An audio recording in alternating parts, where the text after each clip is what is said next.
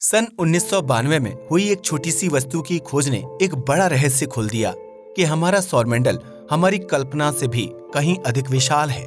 और इस खोज से पहले हम केवल ये जानते थे कि जहां इस समय काइपर बेल्ट मौजूद है, उस क्षेत्र में केवल एक अकेला प्लूटो ग्रह मौजूद है, जो कि बहुत ही अजीब और काफी ठंडा है। किंतु जब 1992 QB1 ऑब्जेक्ट की खोज हुई तो हमें पता चला कि हमारा सौरमंडल वास्तव में पहले की अपेक्षा कई गुना अधिक विशाल है। और तब वैज्ञानिक उस क्षेत्र को बहुत ही गहराई से निहारने लगे, जिससे वैज्ञानिकों को अगले कुछ वर्षों में बहुत से छोटे छोटे पिंड मिलने लगे, जिनकी संख्या लगातार बढ़ती ही जा रही थी। और 1992 से 1999 के बीच वैज्ञानिक 80 से भी अधिक छोटे छोटे पिंडों की खोज कर चुके थे। इससे वैज्ञानिकों को ये पता चल गया कि इस क्षेत्र में बहुत से एस्टेरॉयड और बर्फीले पिंड मौजूद हैं, और ये भी मंगल और बृहस्पति ग्रह के बीच मौजूद एस्टेरॉयड बेल्ट की तरह ही है, जिसमें अनेकों पिंड मौजूद हैं, जिसका नाम वैज्ञानिकों ने काइपर बेल्ट रखा। यह काइपर बेल्ट हमारे सोलर सिस्टम के आखिरी ग्रह नेपट्यून की कक्षा से ठीक बाहर स्थित है, जिनमें काफी अधिक मात्रा में बर्फीले पिंडों का समूह मौजूद है। इसमें मौजूद लगभग सभी क्षुद्र ग्रहों पर बर्फ जमी हुई है। एस्टेरॉयड बेल्ट की तुलना में काइपर बेल्ट का आकार बहुत ही अधिक विशाल है। यह एस्टेरॉयड बेल्ट से लगभग 20 गुना ज्यादा चौड़ा और 200 गुना ज्यादा विस्तृत है। काइपर बेल्ट लगभग हमारे सूर्य से 30 AU की दूरी से शुरू होता है, और यह लगभग सूर्य से लगभग 50 AU यानी कि एस्ट्रोनॉमिकल यूनिट की दूरी तक फैला हुआ है। पृथ्वी से सूर्य की बीच की दूरी को 1 AU कहा जाता है। काइपर बेल्ट में मौजूद लगभग 1000 से भी अधिक पिंडों का आकार 100 किलोमीटर से भी ज्यादा है। इसका पृथ्वी से बहुत अधिक दूरी पर मौजूद होने के कारण ये पता लगाना संभव नहीं है कि इसमें पाए जाने वाले पिंड किस पदार्थ के बने हुए हैं। और इसी काइपर बेल्ट में हमारे सोलर सिस्टम के बहुत से डॉर्फ प्लैनेट यानी कि बौने ग्रह मौजूद हैं, जैसे प्लूटो, एरिस, हाउमिया और माकी। अब जैसे जैसे हमारी समझ हमारे बाहरी सौरमंडल के बारे में बढ़ती जा रही है, वैसे वैसे हम नए सवालों का सामना कर रहे हैं, और इससे नेपट्यून से भी आगे मौजूद ग्रहों के बारे में बातचीत नए सिरे से हमारे सामने आ रही है। किंतु दोस्तों, यहाँ हम उस ग्रह की बात नहीं कर रहे हैं जिसे हम पहले से ही जानते हैं, जैसे प्लूटो, एरिस और माकी, या फिर अन्य वे सभी आकर्षक बौने ग्रह जिन्हें हम पहले से ही जानते हैं। यहाँ हम उस ग्रह की बात कर रहे हैं जो शायद हमारे सोलर सिस्टम में मौजूद हो सकता है और जो अभी तक अनदेखा है। संभवतः इसका आकार हमारे मंगल ग्रह के जितना या उससे भी बड़ा हो सकता है। कुछ मामलों में हमारे सौरमंडल में मौजूद बौने ग्रह किसी बड़े पिंड के होने की ओर इशारा कर रहे हो सकते हैं, जिसे हमने इससे पहले कभी देखा नहीं है, और वो शायद हमारे सोलर सिस्टम का 9वां ग्रह हो सकता है। साल 2003 में एस्ट्रोनॉमर माइक ब्राउन, चैड और डेविड ने सैटर्ना की खोज की।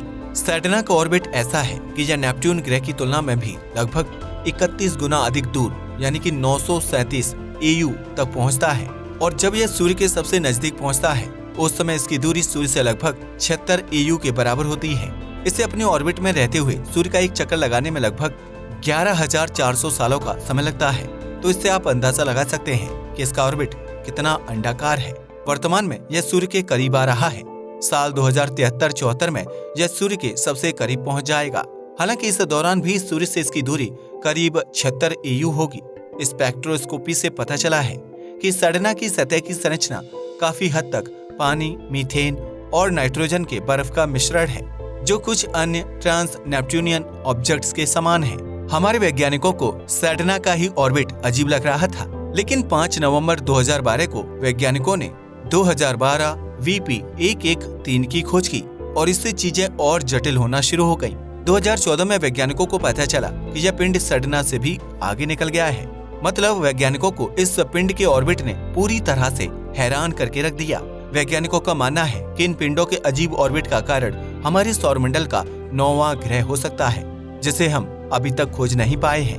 वैज्ञानिकों के अनुसार हमारे सौरमंडल का 9वां ग्रह हमारी पृथ्वी की तुलना में 10 गुना तक बड़ा हो सकता है। वैज्ञानिकों के अनुसार इस ग्रह का ऑर्बिट अधिक लंबाई वाला होगा। इसका ऑर्बिट इसे सूर्य के चारों ओर ले जाती है, जो हमारे सूर्य के लगभग 200 एस्ट्रोनॉमिकल यूनिट के करीब तक पहुंचता होगा, और यह लगभग हमारे सूर्य से अधिकतम 1200 AU तक दूर जाता होगा। ये ग्रह अपनी ऑर्बिट पर सूर्य की एक परिक्रमा करने में वैज्ञानिकों के अनुसार 10,000 से 20,000 सालों का समय लेता होगा।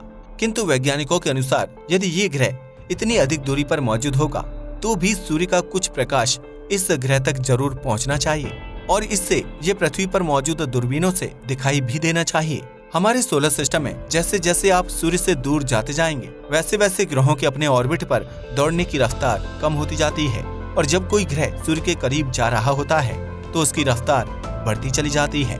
हमारे सोलर सिस्टम का यह 9वां ग्रह हमारे सूर्य से बहुत ही अधिक दूरी पर मौजूद है, जिस वजह से इसकी रफ्तार इसके ऑर्बिट पर बहुत ही कम होगी और पृथ्वी से इस ग्रह की तरफ देखने पर हमें इसके पीछे अनेकों रंग बिरंगे तारे दिखाई देंगे, जिससे इस ग्रह का ठीक से पता नहीं चल पाता है।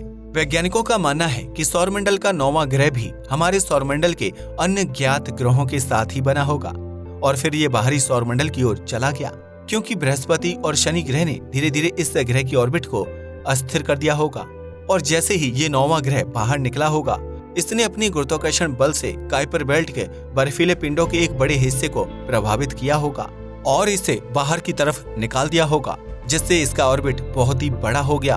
और इसी के कुछ उदाहरण सैटर्न जैसे पिंड हो सकते हैं, जिन्हें हम एक्सट्रीम ट्रांस नेपट्यूनियन ऑब्जेक्ट्स कहते हैं। वैज्ञानिकों के अनुसार इस घटना में काइपर बेल्ट के बाहरी हिस्से के छोटे धूमकेतुओं से लेकर मध्यम आकार के चट्टानी बर्फीले पिंड तक एक विशाल हिस्सा शायद पूरी तरह से हमारे सौर मंडल से ही बाहर निकल गया होगा। कुल मिलाकर वैज्ञानिकों का ये मानना है कि इससे काइपर बेल्ट का लगभग 75% द्रव्यमान इससे बाहर निकल गया होगा। एस्ट्रोनॉमर माइक ब्राउन और कॉन्स्टेंटिन बेटिगिन का कहना है कि उन्हें 99% विश्वास है कि हमारे सोलर सिस्टम का 9वां ग्रह वहीं पर मौजूद है। उनका मानना है कि 9वां ग्रह इन्हीं सभी पिंडों जैसे सैटर्न या सभी ट्रांस नेपट्यूनियन ऑब्जेक्ट्स पर टिका हुआ है, जिसकी खोजें धीरे धीरे होती जा रही हैं। 2015 में वैज्ञानिकों ने एक और खोज की घोषणा की और उन्होंने एक ऐसे पिंड को खोज निकाला जिसकी कक्षा लगभग सैटर्न जैसी ही है। इस पिंड का नाम वैज्ञानिकों ने BP519 दिया है। इस ग्रह की अनुमानित कक्षा और हमारे सौरमंडल के भीतरी ग्रहों, बौनी ग्रहों, शुद्ध ग्रहों और धूमकेतुओं की चाल के बारे में हमारी समझ से ये पूरी तरह से साफ हो जाता है कि सोलर सिस्टम का छिपा हुआ ग्रह कोई बर्फीला ग्रह नहीं होगा। वैज्ञानिकों के मुताबिक यह जुपिटर और शनि जैसा हैवी नहीं होगा, बल्कि काफी छोटा और हल्का होगा। उनके अनुसार ये सबसे बड़ी वस्तु है जो उनसे अनदेखी रह गई है। एरिजोना विश्वविद्यालय के एक प्रोफेसर कैट वॉल्क ने काइपर बेल्ट के पिंडों की आबादी पर नजर डाली और बहुत से ऐसे पिंडों की खोज की जिनकी ऑर्बिट बहुत ही ऑड थी।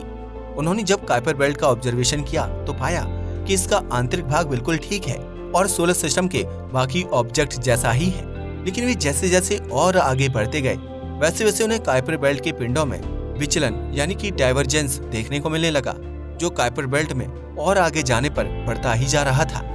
उनके अनुसार काइपर बेल्ट के बाहरी क्षेत्र में वस्तु में बहुत ही अनुचित रूप से बहुत अधिक विचलन यानी कि डाइवर्जेंस था, जिससे उन्होंने ये निष्कर्ष निकाला कि इस गड़बड़ी का कारण ये हो सकता है कि हमारे सूर्य से लगभग 100 AU दूर एक मंगल ग्रह के आकार का ग्रह मौजूद हो सकता है, बिल्कुल प्लैनेट 9 की तरह। और उनका मानना था कि यह धीरे धीरे सूर्य की तरफ आएगा, जिससे इस पर पड़ने वाला प्रकाश रिफ्लेक्ट होगा और हमें ये पृथ्वी से नजर आएगा। उनके अनुसार ये इतना तो चमकीला होगा ही जिससे हमें इसे ढूंढने के लिए किसी विशेष उपकरण की जरूरत नहीं पड़ेगी। वे बताते हैं कि हमें केवल लार्ज सिनॉप्टिक सर्वे टेलीस्कोप जैसे किसी टेलीस्कोप की सहायता से रात के समय आकाश की तस्वीरें लेनी चाहिए और उनमें धीमी गति से चलने वाली वस्तुओं की तलाश करनी होगी, जिससे हम इस ग्रह की खोज कर सकते हैं। प्लैनेट 9 पर दुनिया भर के कई शोधकर्ताओं ने कई अध्ययन किए हैं और इसके बारे में उन्होंने कई सिद्धांत दिए, जिनमें से एक में ये कहा गया है कि ग्रह 9 वास्तव में एक ब्लैक होल हो सकता है। द एस्ट्रोनॉमिकल जर्नल में 2018 में प्रकाशित एक अन्य अध्ययन ने ग्रह 9 के अस्तित्व के लिए अधिक प्रमाण दिए। उन्होंने ऑब्जर्व किया कि 2015 BP519 नामक एक ट्रांस नेपट्यूनियन ऑब्जेक्ट में एक असामान्य ट्रेजेक्टरी थी और भी इसके बारे में ऐसा मानते थे कि यह प्लैनेट 9 के मजबूत गुरुत्वाकर्षण से प्रभावित था। किंतु वैज्ञानिक बहुत अधिक प्रयास करने के बावजूद भी प्लैनेट 9 को अभी तक खोज नहीं पाए हैं। उनका मानना है कि दिन ब दिन टेक्नोलॉजी को वे विकसित करते जा रहे हैं और जिस जगह पर इस ग्रह को होना चाहिए उस क्षेत्र में वैज्ञानिक हमेशा टेलीस्कोप से नजर बनाए रखते हैं। दोस्तों, आपको क्या लगता है कि क्या प्लैनेट 9 जैसा कोई ग्रह हमारे सौरमंडल में मौजूद है? अगर हाँ, तो इसे खोजने में वैज्ञानिकों को और कितने साल लग सकते हैं? कमेंट करके बताइएगा। आज के लिए बस इतना ही। वीडियो पसंद आया हो तो इसे लाइक और शेयर करें। जय हिंद दोस्तों।